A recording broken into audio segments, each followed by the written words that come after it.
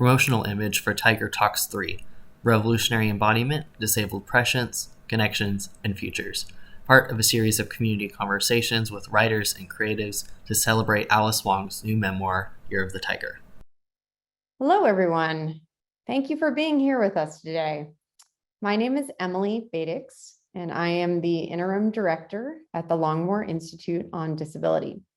I am very excited to welcome you to the third event in our Tiger Talks series, which is a collaboration between Disability Visibility Project, Disability and Intersectionality Summit, and the Longmore Institute. A few access notes before we kick this program off. If you would prefer captioning that can be a little bit more customized, you can use our stream text link at tinyurl.com/longmorecaptions. We are only going to use the chat function today to share some key links with you, but we invite you to use the Q&A function as if it's a chat room. So you can share your reactions, share your questions there if you like. We'll share that out with attendees who cannot multitask or be in those spaces during the live event. You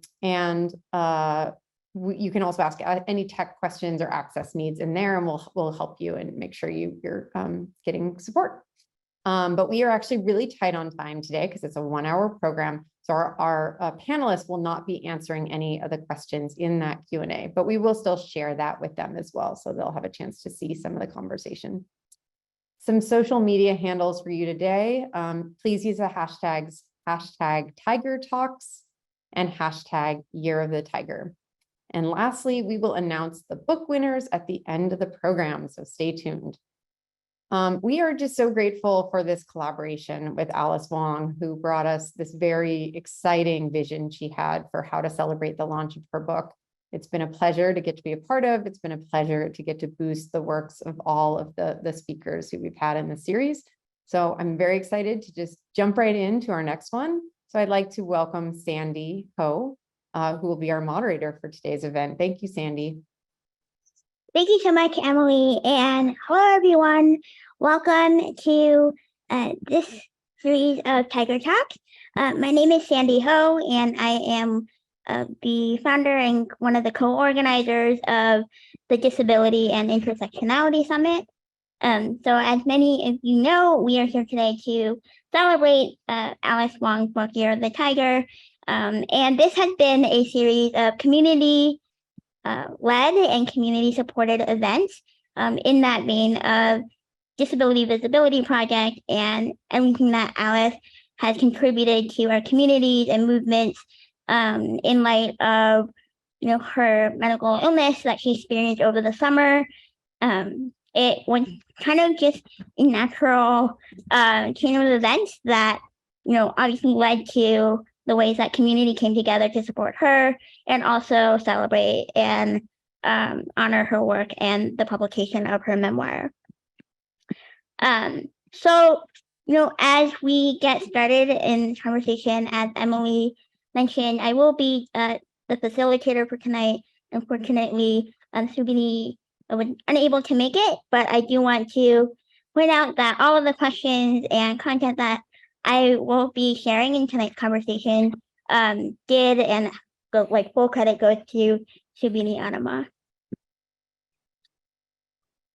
And of course, before I forget my access, for a visual description of myself, I am a Asian American disabled woman with short, dark, wavy hair with purple streaks. I'm wearing a green sweater, and there is a orange pillow behind me.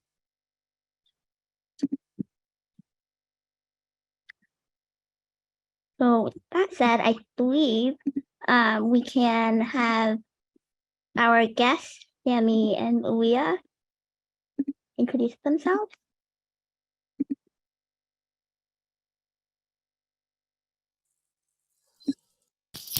You want to go? You want me to go? You're muted. Sorry, my good. cat was in the way. Oh shit, that's an asset. That's not a problem. That's great. So this is my cat. Madam Yeah. Alice, Madam Jesus Alice Christ. CJ Walker is her name. And she decided to walk in front of my screen right as you asked me to speak. So hi, my name is Sami Schalk. I am an associate professor of gender and women's studies at the University of Wisconsin-Madison.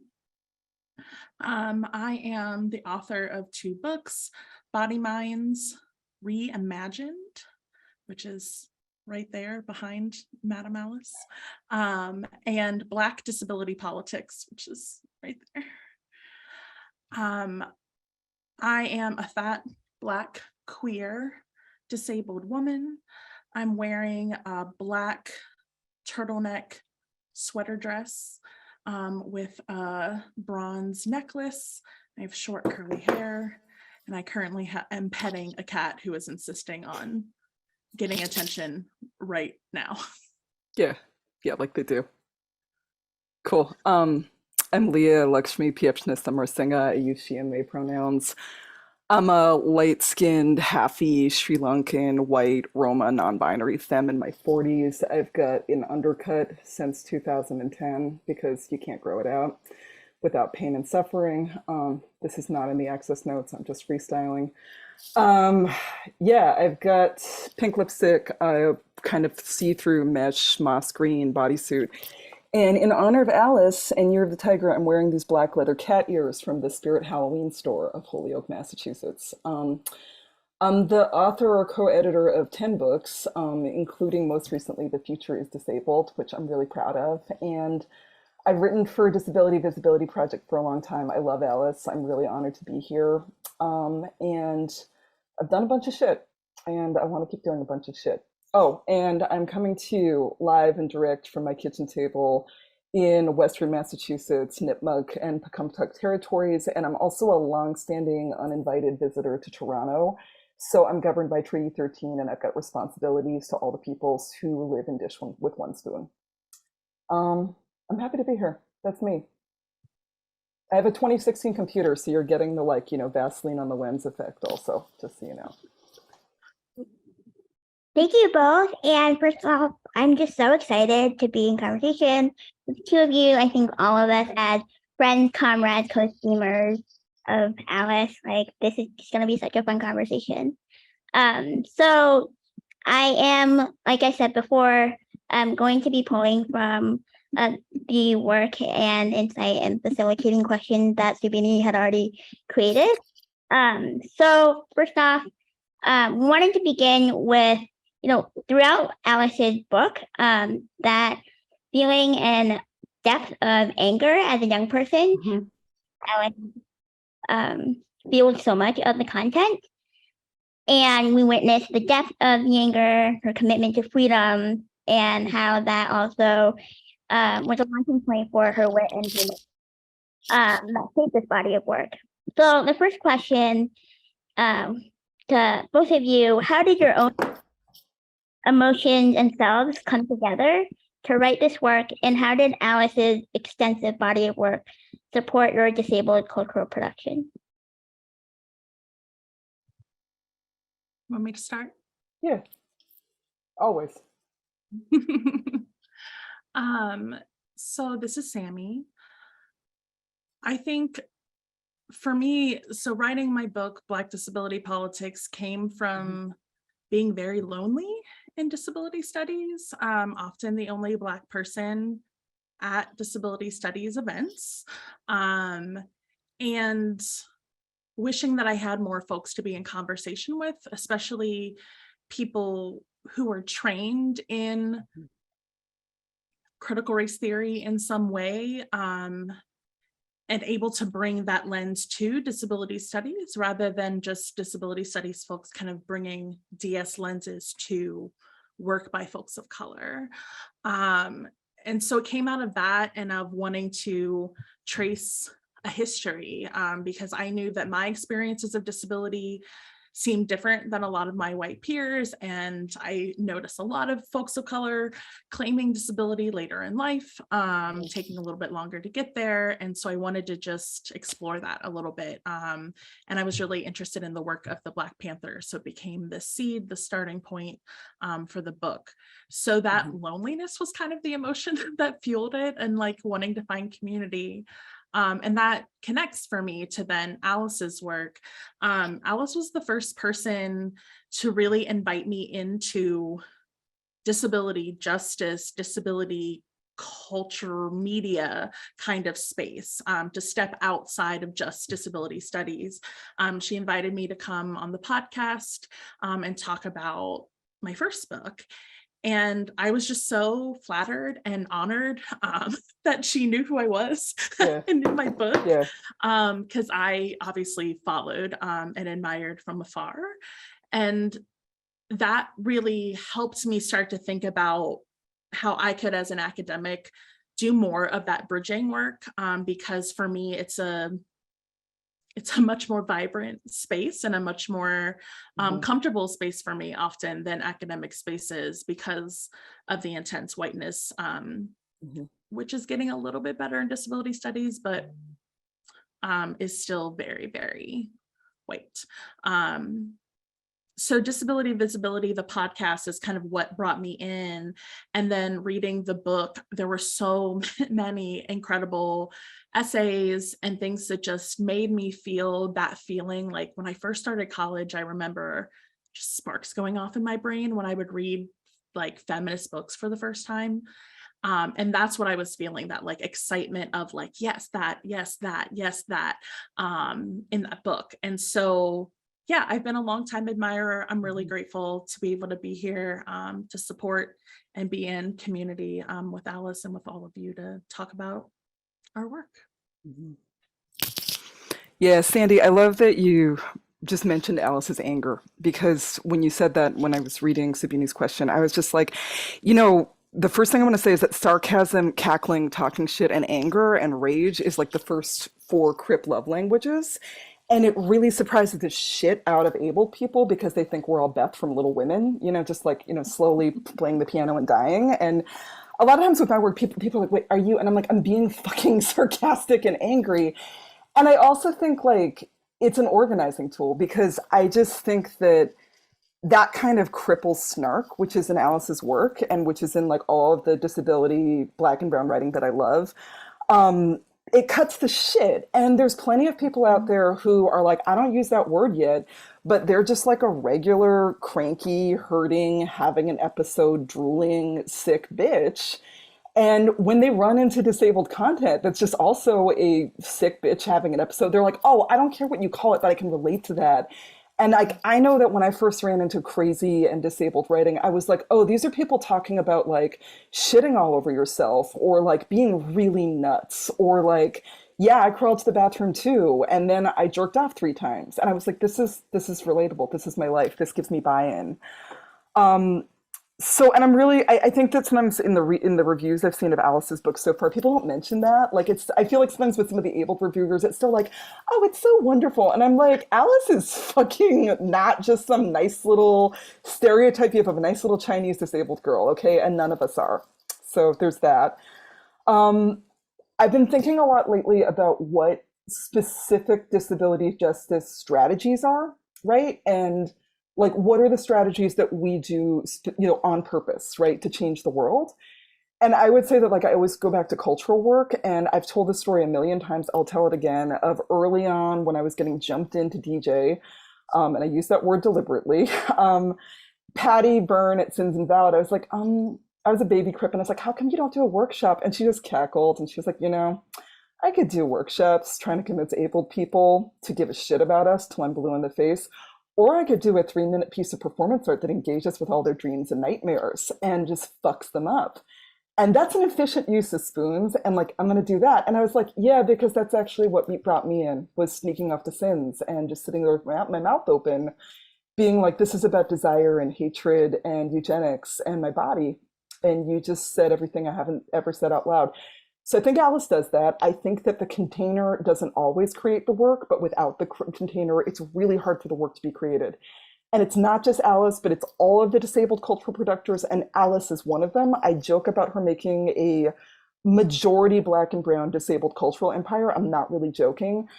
And it's been this place with Disability Visibility Project where really rapidly in the last 4 or 5 years since she started it, it just makes me think that I was thinking to reading this early interview on feministing.com, really web point 1.5 with Laura Hershey, where it's the kind of disabled media that we used to have to beg to get because everyone's like, oh, disability, that's just so depressing, who cares, where she's having to do the bare minimum 101. And Laura wanted to do more than that. And that's what's held a lot of us back from writing disabled stories is we're going to have to deal with the horrible editor or the assumption of the abled normie audience or the white disabled audience. And with Alice, I'm like, oh, it's a big room where we get to go way beyond that and be the kind of sophisticated, in-depth, complicated, disagreeing with each other, disabled, mostly Black and brown community that we are. So, and then last up, in terms of my own process for working on TFID, which is a better acronym than Beyond Survival, which we were like, shit, it's BS. Why didn't we think about this? So, and I'm gonna read from this. So, I'll speak more about that process later in the third question, but I really wrote this book like a seance, right? And it's the first book I wrote after and with Stacey Park Milburn's death. We were friends and comrades for 11 years. We wrote together. We evolved together. We texted each other ideas from the toilet. We were talking about cryptdoulahood on, I think, Alice's 5th podcast, which came out of Stacey writing about it on Facebook, and that's a very disability justice, non-academic, non-official place of thinking, of evolving ideas from Facebook notes and texts and emojis and crying and, shit fam, I took too many edibles. Can you make the PowerPoint? Which we both did all the time. And she has this line from her piece On the Ancestral Plane that I'm just going to read that a lot of people may know, where she says, I believe that our ancestors laugh, cry, hurt, rage, celebrate with us. I believe they learn as we are learning. We grow knowledge and movements with them. We crip futurism with them. We demand and entice the world to change the way things have always been done with them. And it's a real bitch writing a book with your sister's gone, and 4 years before this book came out, the piece that we have that's in Care Work, she asked me what I was haunted by, and I was like, I'm haunted by the fact that there's going to be disabled femmes of color I love who I'm not going to be able to save. And then she died, and I'm just like, we literally moved through time. I think that she left notes for us, that we left notes for each other. And in this book, I was like, okay, femme, I love you. I'm going to write engaging with your legacy. I'm going to write deeply engaging with the praxis, with all of the books and Facebook notes that you left with your 3 years on this planet. So it's a book that's deeply out of a crip, grief, crazy, talking to my dead friend, crying 7 times a day, fucked up face, pandemic lockdown practice. And it's an experiment. And I'm also not the only one doing stuff like that or special. But yeah, that's how I wrote it. Thank you so much for all of that, and also +1 to the ways that you hit correctly in the ways that Alice was never about making crip life sterile in the ways that we are often presented to it when we're just getting introduced to disability.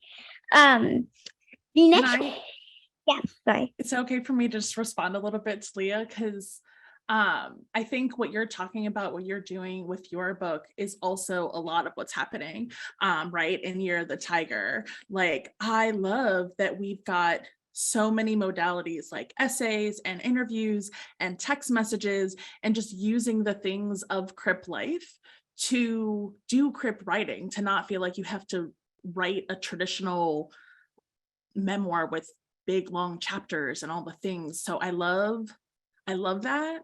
And just about the snark, I was reading this on a plane, and I had this page open which says STF, shut the fuck up, white people. And I was like, anyway, just reading my book for work. And and it was just delightful to me. So I love these little memes and other things that are dropped into this. It makes it such a delightful, but like, yeah, real crypt reading experience. You can pause, you can take a breath, like you don't have to feel like you need long chunks of time to read it, because you can take it in those little bits, and it's created in these little bits. So I just want to say that I love that aspect of the book and in your book as well. The next theme that Subini wanted to address is on embodied evolutionary connection. And throughout the book, and just as friends, and like as we follow her on Twitter and the pieces that she'd written more recently, we know that Alice is a fan of eating and food. And she describes eating as processes of experimentation and adaptation. And throughout the book, this theme of experimentation arose with our bodies, our work, our access, joy, and love. So the next question is, what is a memory of that experimentation and adaptation with your body, work, or access as you were writing or engaging in other cultural work practice? And how do these processes connect us?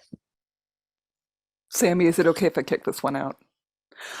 Okay, so what I immediately thought of was that when I was writing the final, well, two things. When I was writing the final draft of The Future is Disabled, or like the next final draft, picture this, it's November 28th, 2021. And, I wake up and I look at my phone and they're like, oh, there's this thing called Omicron and it's really transmissible, but don't worry. And I texted my friend and I was like, okay, I'm picking you up. We're going to go to Trader Joe's right at 9:00. So it's going to be not a lot of people. And we're going to do a really big food buy because we're about to go back to spring 2020 and not leave the house really for the next 2 months. And I really didn't. I really was still on that, just the tactic, one of the tactics I'd been using as a shielder that was like, as a high risk person, as an immune compromised person, as Alice is, as a lot of us are, I was like, I'm just going to stay in the house until this wave passes over. Of course, now the waves are never over, and so like, I got really weird and it was Seattle. So there was like no sunlight, like at all. And the sun was going down at 3:55. But I kind of surfed that because the other thing that happened was that it's been really important for me to, Sami, you talk in the preface to your book about writing the better book later. And that's always been really important for me. Like Care Work came out a lot longer that after my deadline. I was like, I need another 6 months. Because it's really important for me to move on autistic and sick time and just be in that really sacred, slow silence and just listen to it and be like, it's going to come and I'm going to do it the right fucking way because I don't know how many chances I have. This weird prolificness to the contrary.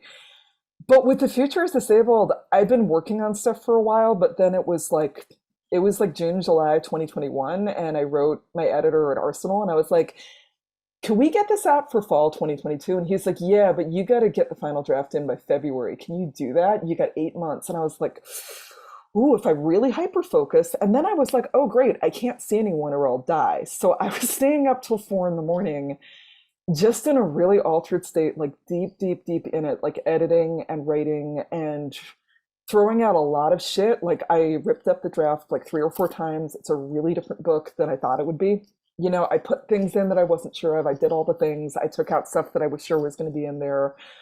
I really pissed off my proofreader, but being like, wait, hold on. I know we're in like copy editing, but I got to put in some content.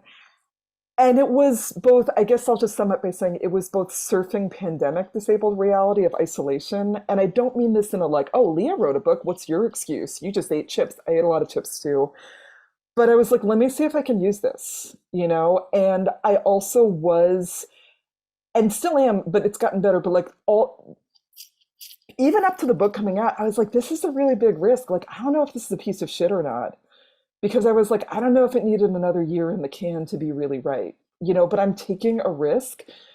And I was like, is this my ego or is this me being accountable to community? And I was like, I'm hoping it's the second. I was like, I feel like this book needs to come out sooner rather than later in order to hit people where it might be useful. And of course, the other thing is like when I submitted the final draft-ish in February, we were in a drastically different world and politics when it came to COVID than we were when it came out in October. Like there were still mask mandates. There was still, free stuff, right? And so it's been really mind-bending, so I guess what I'm just gonna say is like, it does all go back to what Alice is saying about like, as Crips, we write in a Crip way, and it's experimentational and it's really fucking risky always. And including that any part of the traditional literary publishing scene does not get what the fuck we're doing. And it's like, what do you mean in another 6 months you're throwing up or you had a mental breakdown? Like, what do you mean? What do you mean all this? Right? I'll stop there.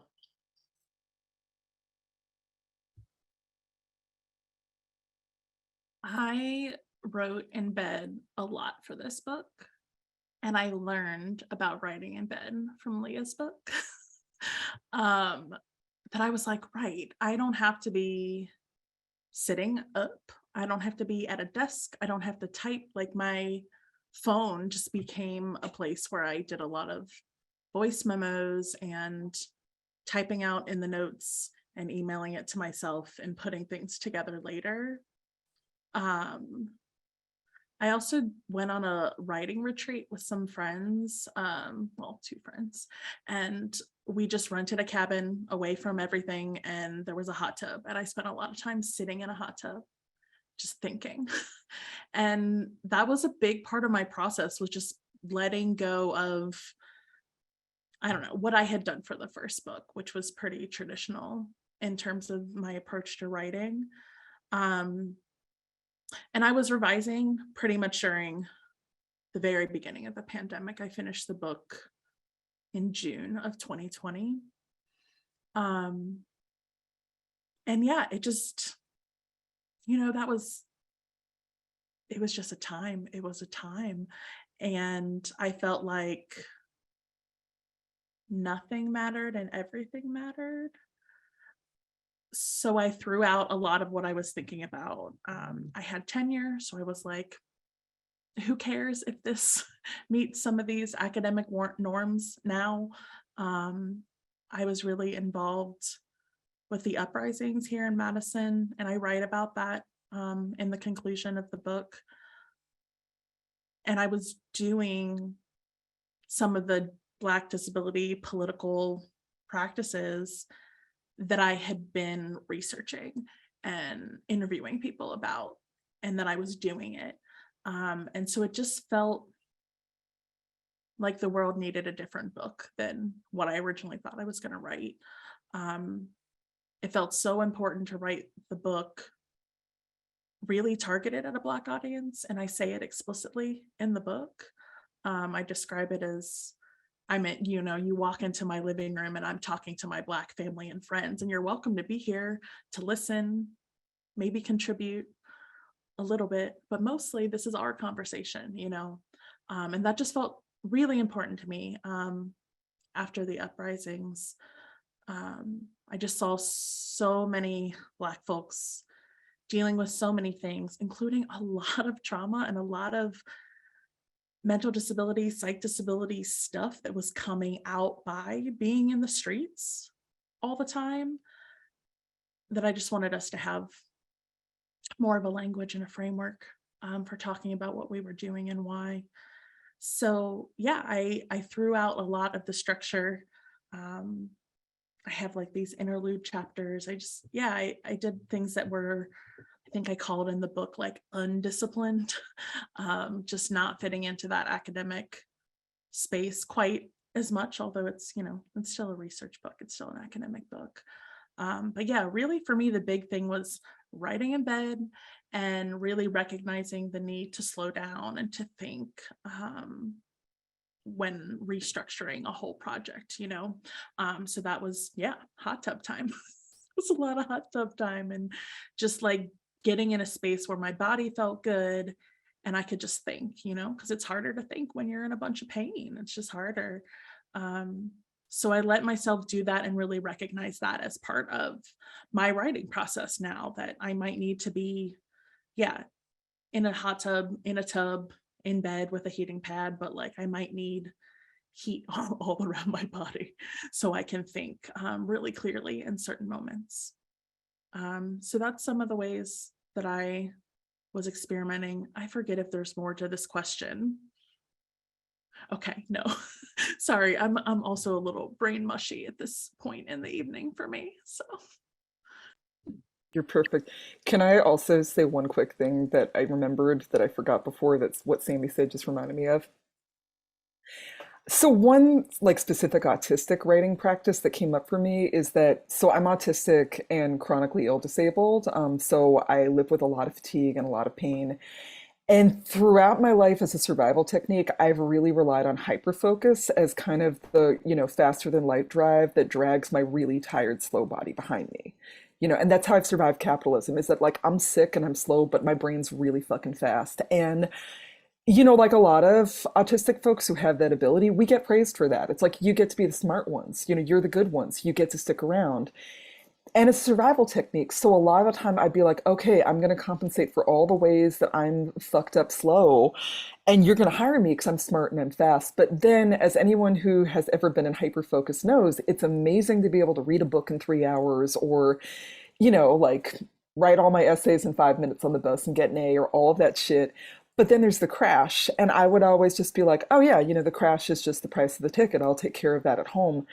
When I say that I really leaned on hyperfocus at this book, one thing that was really different is that I've said before in talks, this is the book I wrote the most unmasked.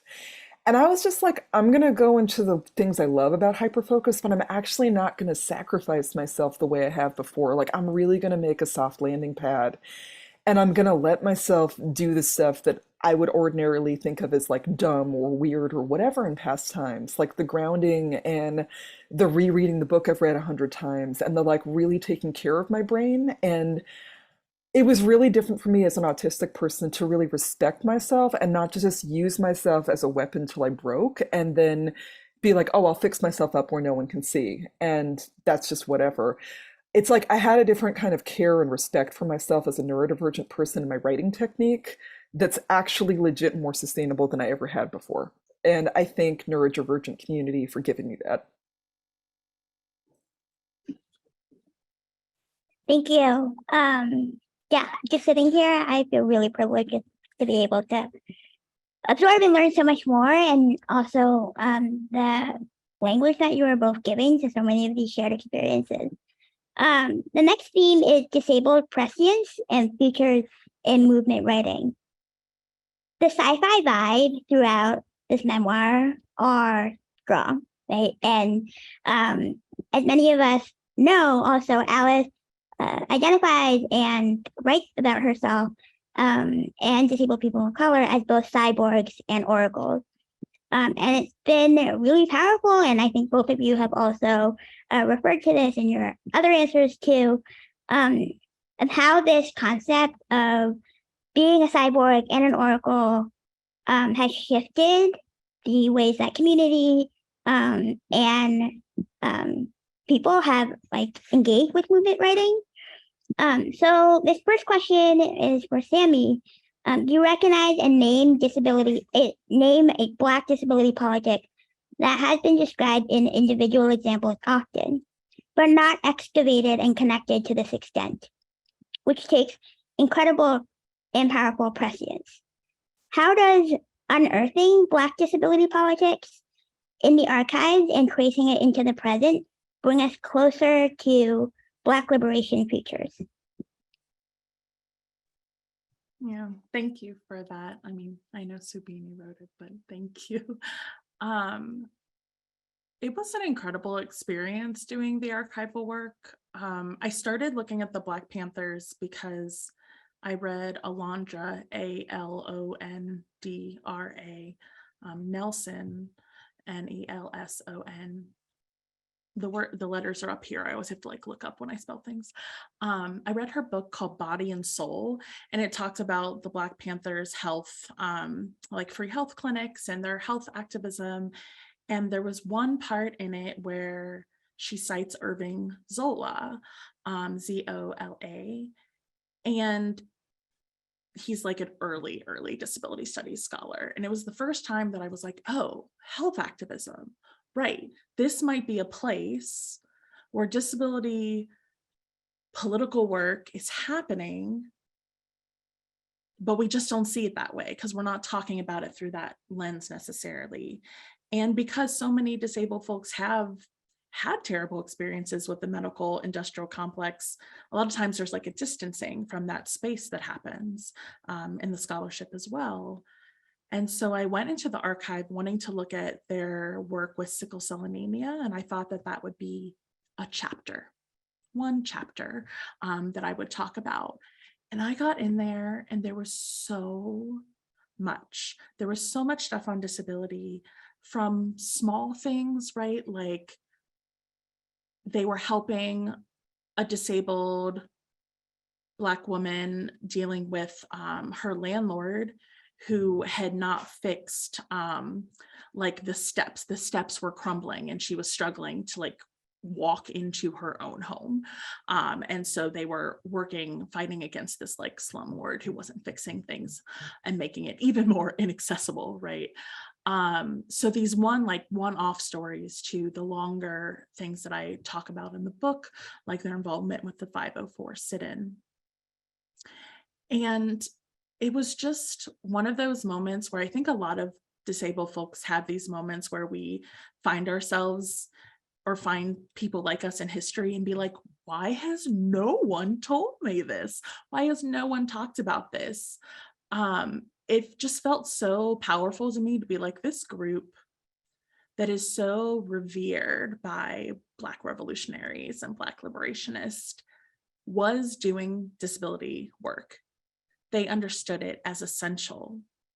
And so for me, it became this way to talk to my contemporary peers to say, we have a legacy, we have a history of doing this work, and we can do this work now, we can do it better. We can create more accessible movements, and we can create Black liberation movements that really think critically about disability. And so that's why I also interviewed folks with the Harriet Tubman Collective, because it was super important for me for it to not just be a history, but to be a theory and an opening of a conversation of how we connect this to actual practice here and now. Because I think that is the way forward, you know, that is the future for me, that we have Black liberation spaces that are accessible and including disability in the way they do their analysis and are making accessible protest. And that is what I want. I want a world where I can still be involved in this work and not be pushed out when I'm having a pain episode or I'm depressed in my house and don't want to see anyone. I want to be able to still be involved in the work. And so some of it is trying to create my own future, my own spaces by opening up that conversation. But I do think that digging into our history is important. It's really valuable for so many of us to feel like we are not the first ones and that we have our ancestors, right? Like we have folks that we can look back on, whether they are recent or long gone ancestors. We have folks who have done some of the work that we can continue to build on. So yeah, for me, that history work is very much connected to creating the possibility for Black disability futures. Leah, your book, titled Centered Disabled Futures, if you could speak more about what it costs and what it means to dream, envision, and write your existences, both of your disabled self and your community into the future. Mm-hmm. Okay, so the first thing I want to say is that Cassandras, you know, like the people who, you know, breathe the vapors and tell the future, they get hated on. And disabled people who are the canaries, right? Carolyn Lazard, who's a Haitian disabled queer artist and chronically ill person, they started a group for chronically ill folks called the Canaries 15 years ago. And a lot of people in the chemical injury, environmental illness community have called themselves canaries for a long time because they're like, we're getting sick, but you're all going to get sick. And, you know, we see what happens with the dismissal of, you know, chronic fatigue, ME, fibro, now long COVID, right? Like we really are the real inconvenient truths. So that's some of the costs, is that you're there being like, yo, the sky's actually falling and this COVID thing is not going to last. It's not going to be over in a month. And everyone's like, fuck you for being negative. But then we have the gifts of crypt pessimism, right? And just like, I was speaking with a couple people recently where I was like, yeah, I remember being in Seattle at the beginning of the pandemic and being partnered at the time with someone who was a disabled scientist who was like, yeah, it's a community spread. They're lying about it. We could have contained it. It's not going to happen now. And just us going out to the immigrant food warehouse and getting my 50-pound bag of rice, which lasted 2 years. So the costs are being hated and dismissed and being called like, no one wants to be around a bitter cripple, as my friend Erin says. And the gifts are that we do have a lot of tools that can keep ourselves and other people alive, but they're also not infallible, right? And so I think sometimes when people hear the words crypt prescience or oracularism, they're like, great, you're going to tell us how it all works out. And I'm somebody who's been reading tarot cards partly for a living since I was 19, so for over 25 years. And I come from a family that is clairvoyant and has Rome roots and, has psychic in the line. And what I always tell people when I'm reading for them, and specifically when I had a pretty serious practice, was I was like, yeah, sometimes I can be like, someone's going to die, someone's going to go crazy, that kind of thing. But I just kept being like, I'm not necessarily going to be like, you're going to go to 7-Eleven and there's going to be a guy with a red hat and, this is what his license plate's going to be like. I'm like, we make the future with our actions every day, even though there's a lot of different people making the future and we make it all together. And we don't control everything, but I think that the thing for me about crypt prescience is that we know that our small disabled acts, they can't fix everything, they can't make the revolution happen like that, but they still are like, they do things that are important. So that's one thing. And I mean, I wrote about it in my book. I was just like, shit, I feel like, or I don't know if I wrote about it, but like in reading it, I was like, fuck, think that people are going to be like, tell us what happens. And I'm like, I don't fucking know. But what I can write is that we're already making the future right now. Right. And something I think about a lot is when the Fukushima nuclear disaster happened in 2010, and I was living in Oakland, and it was stupid because all of these fucking Bay Area people were like, oh my God, the radiation's going to hit us. Like, let's buy all this burdock and seaweed. And I'm like, you know what? People in Japan and Southeast Asia have a lot more to worry about than you motherfuckers at Berkeley Bowl. Sorry. But Stacy had just moved to the Bay, and she was like, my plan when the disaster hits is I'm just going to lay down and die because I'm a ventilator user. I'm a power chair user. If there's no power, that's it. But then we all get together at the Arizmendi Bakery on San Pablo because it was wheelchair accessible. And my friend Remedios worked there and we could meet there after hours. And I still have this South Berkeley, Oakland disaster Google map we made where we were doing things like, if communication goes down, we're going to meet at this one traffic circle and we're going to bury paper and markers in a jar and leave messages for each other. And we actually started planning, like, how are we going to get out of the Bay? Who has food? Who has solar? Like, all of this disabled disaster prep. Pausing, sorry. And 9 years later, when the PG&E, as a lot of you who are attending might remember, were like, oh, hey, there's wildfires. We're just going to cut all the power to the whole Bay Area. Good luck. 9 years after that, everyone in the Power to Live coalition, they made it so that people didn't die. They were like, you can come to my house in Richmond and plug your chair in. Here's where people can charge their batteries. Here's who has a generator. And I think that that's a real example of us moving back and forth in time and creating disabled survival strategies. Did it save everybody in the East Bay? No. Was it still really significant? Yeah. And I think a lot of my work is somebody who writes shit down, because life goes really fast. If you don't slow down, you could miss it. And disabled activism moves real quick. And when you're in it, you're just like, oh, everyone knows about that action. And then it's like, boom, people are like, wait, you did what? You shut down PG&E headquarters. You made a refrigerator for people's insulin out of dry ice, like in a ceramic pot. What are you talking about? And that's a lot of how I see like my response. One of the roles I play is I want to write this shit down and record it so that we can remember it and so people can have that as a possibility model. The last thing I'll say is, hold it. Did I say it all? Maybe. Oh yeah, the last thing I'll say is The first rule of Crypt Club is that anything can happen. I mean, this reading series is an example. Alice writes her book. She doesn't know she's going in the ICU. Guess what she does? Everything pivots. We have this completely different crypt out reading series where she's written this amazing book. She's not at any of the readings, but her community is, right? I wrote The Future is Disabled and I was like, oh, I'm going to do an all online tour for the first time ever. Great. Really glad for that decision. I lost my mind 2 weeks ago. I hit the wall. I went into total burnout and I couldn't make words. I couldn't predict that. And this is the thing that's important. I think that when a lot of abled and neurotypical people, whether they're like social justice minded, well-meaning people who are like, oh, here's how, the organic future is going to happen. They just think that you can kind of do it in like a paint by numbers way where it's just all going to unfold really neatly. And disabled people know that there's always mess and disaster and the plan never works. But we are not freaked out by that. We know how to adapt. And I don't just mean this in a like blah, blah, blah emergence way. I don't mean it in a simple way that sometimes people use it.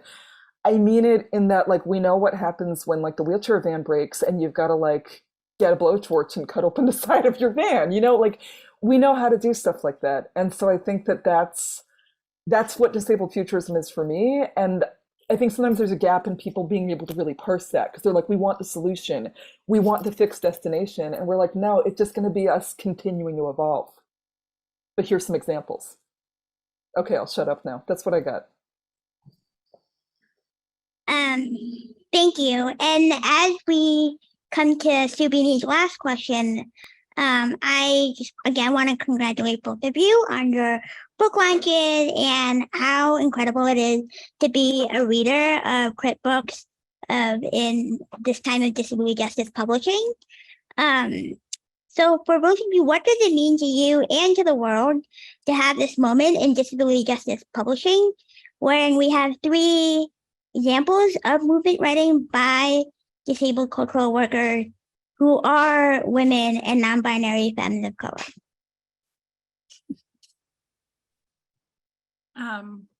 I'll start. It is so powerful and special to me, not just that the books are out, but immediately when we realized our books were coming out at the same time, it did not become a conversation of like, oh, we're in competition with each other. Instead, we started talking about how do we cross promote? How do we do events together? How do we sell books together? How do we make this fun for us, And that was just such a beautiful thing that I think a lot of people would not do in other communities, right? They would think only so many disability books, right, are going to be sold in this moment. And so to have Alice and Leah say, yeah, let's work together. Let's do an event. Let's sell books together. And we don't have to think of ourselves as in competition because we are not. We are in community. And our books are all asking folks to move in the same direction using different approaches. So for me, it just feels like such a, on this other side of it that I, am now sharing, that I think it's not just what we're saying in the books, but it's also the way that we are actively practicing this kind of community with one another, and just cheering each other on in a genuine way. Leah and I have never met in person. Alice and I have never met in person. But at this point, Leah and I have done so many events together. So many events. And it just, for me, it's just really, really encapsulates what crypt community and crypt friendships can be like. When, just today, Leah was like, can someone explain this in a different way? And I was like, yeah, absolutely. I got you, for this event, or organizing a Google Doc for an event together. It's been really lovely. So on a personal level, I really appreciate it. And I just, after finishing Alice's book, because I had read Leah's book already, I was just like, I can't wait to teach a disability justice class where we just read these books and I just give them to my students and say, let's talk about this together. I can't wait for that to be a possibility, a class where we can just engage with this work, and bring it to more people. So anyway, I just feel really, really honored, really blessed, really, all the warm and snugglies and happiness to do this with people, because it's a weird thing. It can be a weird thing. And so it's nice to have folks that are doing it too. Yeah, all the hearts and flowers and happiness. And this is no diss on any of us or you or Subini, but when people are like, there's 3 whole books by disabled Black and brown people out, I'm like, let's just listen to that sentence for a second. I'm like, oh, 3, wow. No, I'm just like, oh, fuck. I'm always thinking about disabled publishing and disabled BIPOC publishing and the strategies and the stakes. I'm really glad our books are out. I think it's interesting looking at like the 3 different publication strategies they are, where you've got one on like a popular academic press. I went with Arsenal, always indie, never a bride. And Alice was like, yeah, I'm going to go for vintage Random House. And I think one thing that I've been kind of getting a vibe sometimes is people are like, oh, great. So, like y'all are going to be in the New Yorker. Y'all are, disability is just going to become like mainstream. And I'm like, that's kind of assuming this kind of relationship elevator of like disabled publishing. That's like, ooh, we're all going to go corporate and like bigger is better. And I'm like, nah, I actually don't believe in that. And I was talking with my friend Tina the other day, who's a crip, white, raised poor, fat artist. And they were like, so when do you think we stop being popular? Like, when does the bubble burst? And I was like, oh, I'm so glad you said that, because yeah, like we could be the flavor of the moment. And then between eugenics backlash and everything else, it's all fucking over. And, I started as, somebody who was working on like zines, underground, like prison justice newspapers, like other stuff. I write all my books being like, it's like 18 zines stapled together, because that's how I break it down in my head. And I tell my coaching clients that. I have a disabled cutie BIPOC small writing coaching practice. And I'm just like, you can break this down. Like, just do it a little bit at a time. Like, do it on your kitchen table, because that's what empowers me. And I'm just like, when Care Work came out 4 years ago, I was like, shit, this is like the first DJ book that's not self-published. And I was glad for that. And I'm glad it's not the only one, because I'm like, you can get it in the library, right? Like you can get it online, you can get it all these ways. And at the same time, like, I don't want Aurora Levins Morales' work, Leroy Moore's work, Skin, Tooth, and Bone, like all the self-published stuff, all of the zines and chapbooks, to be seen as less than, because I'm just like, no, actually self-publishing and micro-publishing and the ground that we control is really important. Like, I had somebody who I know a little bit on Twitter be like, it's really condescending. She's like, oh, you don't have an agent yet? Like, you're not on a major? Like, I can help you. And I was like, wow, that's really patronizing. You assume that I'm not making my choices. I'm like, and it's no shit on anybody who takes, I believe in like using everything we've got. Stacey was, when she was the Google Doodle this year, people were like, one person was like, would Stacey have wanted that? And I'm like, Stacey, 2 years before her death, approached Google and was like, we should have a disabled Black or brown elder as the Doodle, because she was like a raised working class girl from an army family in North Carolina. And she's like, I want to get DJ out there by any means we have, And I was like, that's a brilliant way of hacking Google to get radical disabled BIPOC info out there to people who are not going to read Skin, Tooth, and Bone necessarily, right? And having said that, like, my conversations with Arsenal, like Brian Lamb, my editor, he's like, I'm never going to pulp your book, no matter if it sells 5 books or 50,000, and you control the content and you control the front cover. And, you can, you want to do a whole ass virtual tour, great, and I just think it's really, I think that sometimes people are kind of, there's an error that could hit of like, the normie and the able mainstream corporate publishing world being like, oh, you can be like the cute thing for a minute, and being surprised if we're like, we actually have our own agendas, our own people we are responsible and accountable to, and our own goals for how we build power and how we get our writing out there, right? And as we started this talk with, Crips are fucking angry, and they're not, and we're not going to get, I don't believe that we're going to get worked. I think that we're all really good at working the system, some of us, and that some of us also choose strategies that are outside of it, and some of us do both. And I think that one thing that I think is going to keep coming, Alice writes in her book, like, I wanted to say with futurism, one of my favorite parts in her book is she writes her own obituary. And it's not depressing. It's really like she lived to get old and here's what happened. And part of it is she's like, she ushered in this like the first of many disabled literary golden eras. And there's stuff in there about we created ways of publishing and getting shit out there that don't even exist yet. And that's what I'm here for. And I think it's 1 minute to book giveaway transition. Thanks. Okay, this is called, I'm going to shut the fuck up now.